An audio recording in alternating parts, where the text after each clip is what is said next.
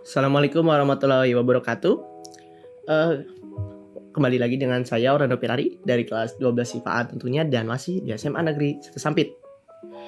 Ya, kemarin kita sudah percobaan kimia yang rada banyak setupnya. Kali ini kita kembali ke uji coba untuk biologi, uji difusi dengan setup yang sedikit lebih sederhana. Ya, ini aja. Nah, tapi kita tentunya kayak biasa kenalan dulu dong dengan difusi itu bagaimana untuk ujian praktik kali ini. Nah, jadi difusi itu intinya penyebaran dari konsentrasi tinggi ke konsentrasi yang lebih rendah. Kalau osmosis kebalik dan ada pemberian semi permeabelnya. Ini juga sama kayak osmosis, itu juga termasuk ke dalam transport pasif. Dan ini ada juga terdapat di dalam sel, di mana ini digunakan untuk mentranspor molekul yang berukuran kecil di dalam sel melalui difusi. Contohnya itu pertukaran oksigen dengan CO2 pada alveolus itu menggunakan proses difusi. Tapi kali ini kita nggak bakal sekompleks itu, kita bakal menggunakan proses yang cukup sederhana. Dengan bahannya ini aja. Tapi masih kepikiran nggak difusi itu kepakai di gimana? Nah, sama kayak penyebaran. Nah, kecium. Wangi banget sumpah. Nah, parfum tadi itu nyebar di udara, itu juga termasuk difusi. Dan mungkin contoh paling dekatnya itu aja sih sejauh ini. Kita bisa langsung ke percobaannya. Tapi sebelum kita mulai uji coba, ada juga sih faktor lainnya mempengaruhi laju difusi itu sendiri. Ada 3. Pertama itu gradien konsentrasi itu sendiri. Kedua itu suhu pada konsentrasi itu. Jangan di atas dulu pintar. Dan ketiga tadi itu jarak antar partikelnya.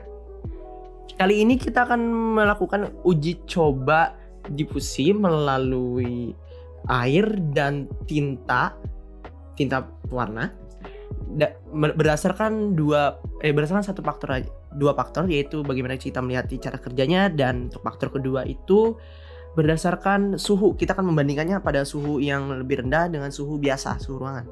Oke, nih bisa dilihat nih, dingin banget.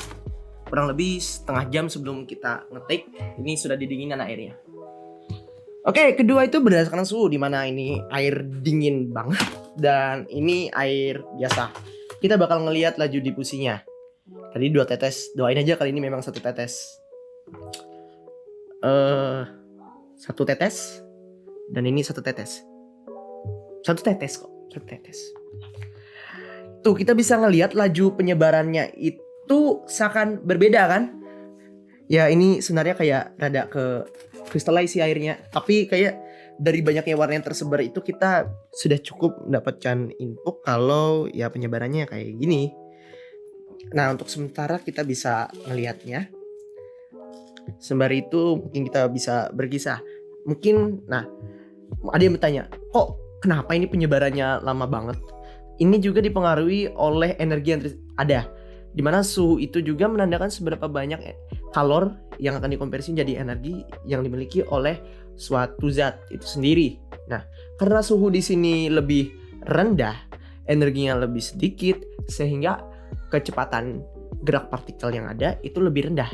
Nah, lihat, dalam waktu sekian detik kita sudah ngedapat ini sudah nyebar, dan ini masih belum sepenuhnya nyebar. Lihat, bahkan masih belum kelar loh.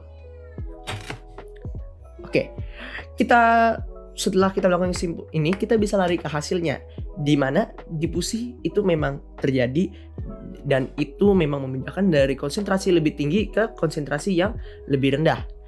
Dan kemudian faktor suhu juga mempengaruhi cepatnya penyebaran pada proses difusi ini. Buset, sampai sekarang belum kelar loh. Dan pada kesimpulannya, ya gitu aja sih kurang lebih aja dengan hasilnya. Yang pasti difusi itu ya penyebaran. Berulang kali udah aku ceritain. Sekian dari percobaan kali ini. Saya Orlando Pirari lagi dari SMA Negeri 1 Sampit dan kelas 12 IPA. Undur diri. Mohon maaf lagi apabila ada kesalahan yang mungkin menyinggung penonton. Dan terima kasih atas para penonton yang telah meluangkan kesempatan untuk menonton video percobaan saya kali ini. Assalamualaikum warahmatullahi wabarakatuh.